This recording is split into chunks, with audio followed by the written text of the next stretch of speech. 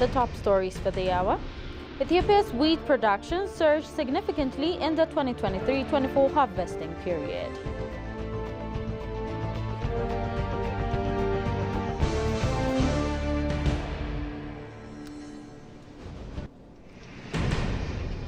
And the Ministry of Health is working on achieving an inclusive HIV response and ensure AIDS is not a public health threat by 2030.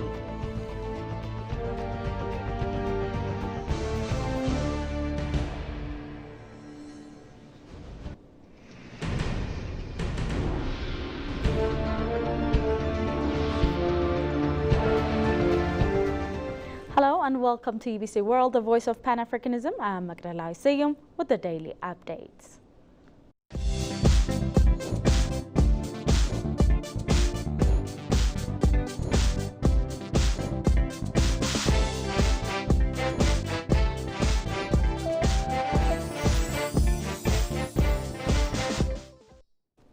And now moving on. The Office of the Prime Minister revealed that Ethiopia's wheat production surged significantly in the 2023-24 harvesting period.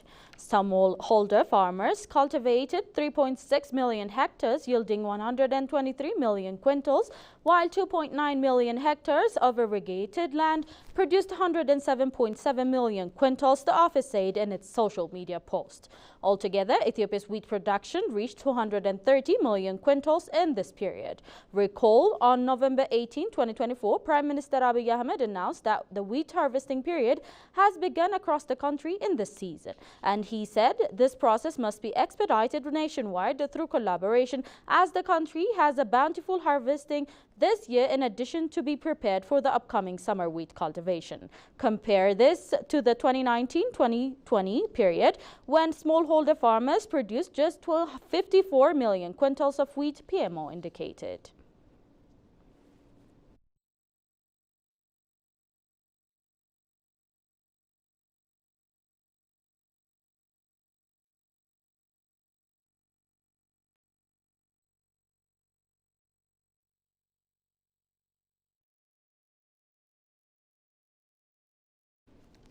Minister of Trade and Regional Integration and Chief Negotiator of the Ethiopia's accession to World Trade Organization, WTO, Kasahun Gofe, emphasized shared aspiration of developing nations undertaking economic reforms to integrate into the global trading system. The minister participated in the 9th Working Party meeting on the accession of Uzbekistan held in Geneva, Switzerland.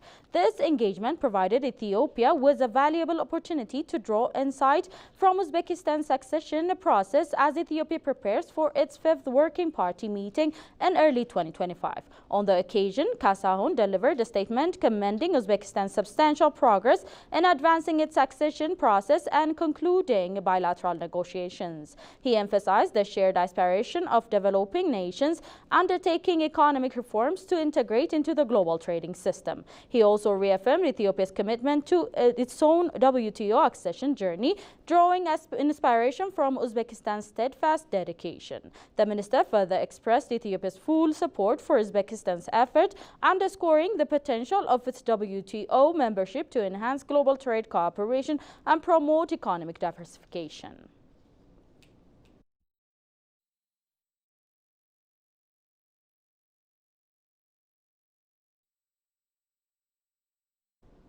Ethiopian Airline has been awarded the Outstanding Onboarding Experience Achievement at the Nigerian National Tourism Transformation Summit and Expo held in Abuja, Nigeria.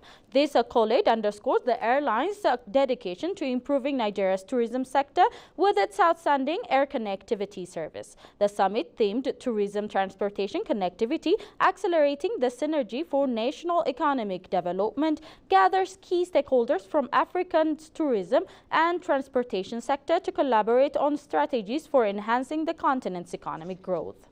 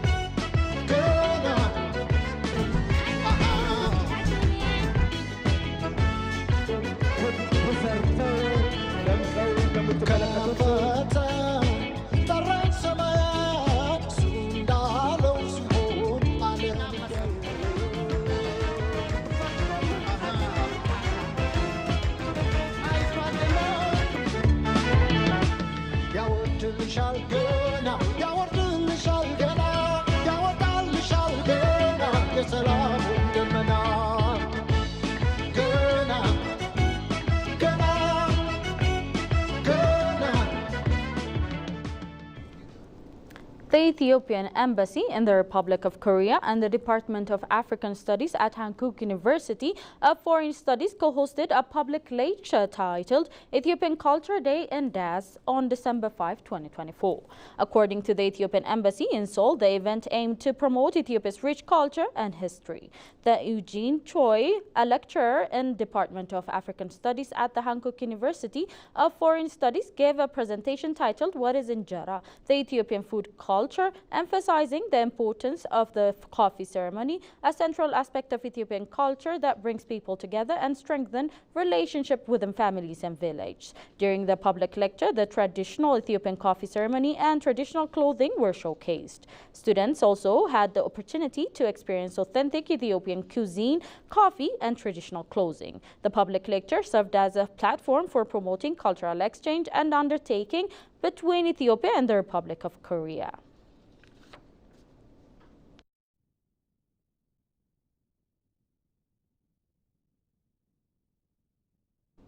The State Minister of Health, Daraja Duguma, expressed his commitment to create favorable conditions for the effective implementation of the goal of achieving an inclusive HIV response and ensure AIDS is not a public health threat by 2030. The State Minister also said that the ministry continued working on awareness creation to vulnerable segments of the society about the prevention and control of HIV. The World AIDS Day was celebrated for the 36th and 37th time in Ethiopia and globally respectively under the theme Take the Right Path, My Health, My Right last Sunday. Shagawi Matau has more.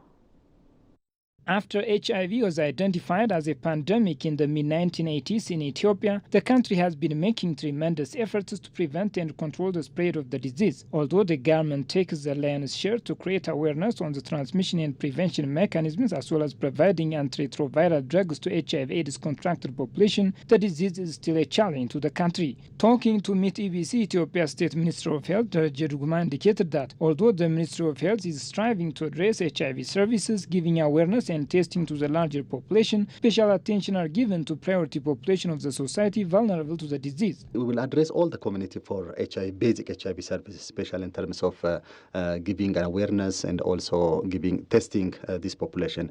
But we still have a priority and key populations that we do focus. For example, the key populations that we are talking about in Ethiopia are the female commercial sex workers, and mostly the youth population, especially the mobile youth population that migrate from place to place for as a daily laborer or for different development activities. And we also focus on long truck drivers, and especially in terms of adolescents, young women.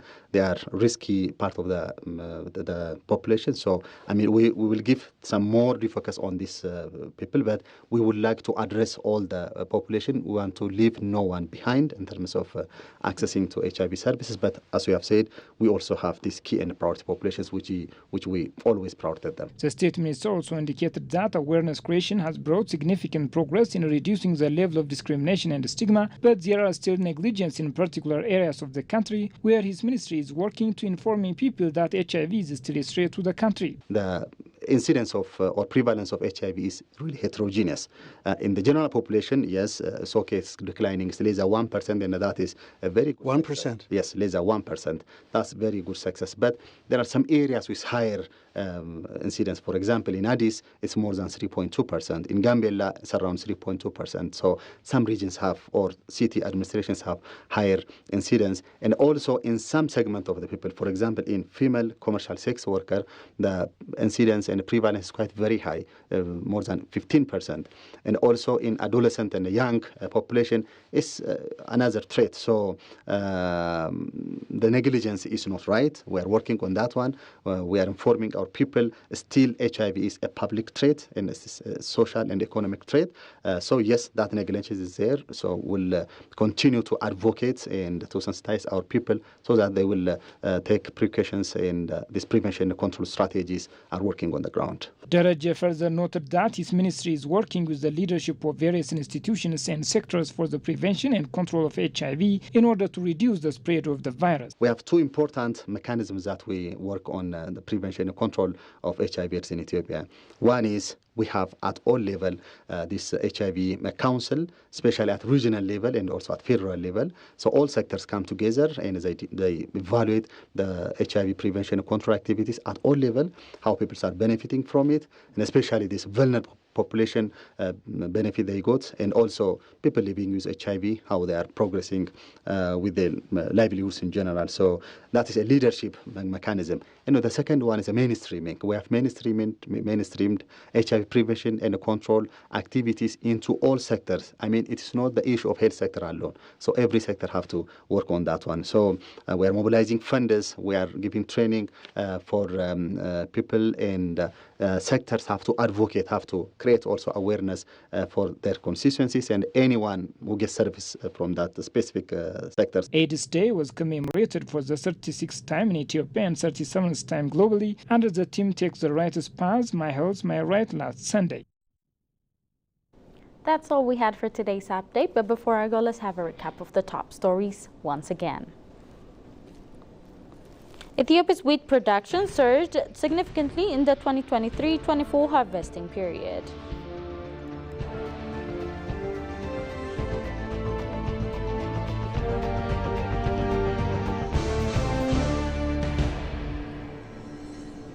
And Minister of Health is working on achieving an inclusive HIV response and ensure AIDS is not a public health threat by 2030. Thank you for tuning in to EBC World, the voice of Pan-Africanism. It was me, Magdalena. See you with the daily updates. Goodbye.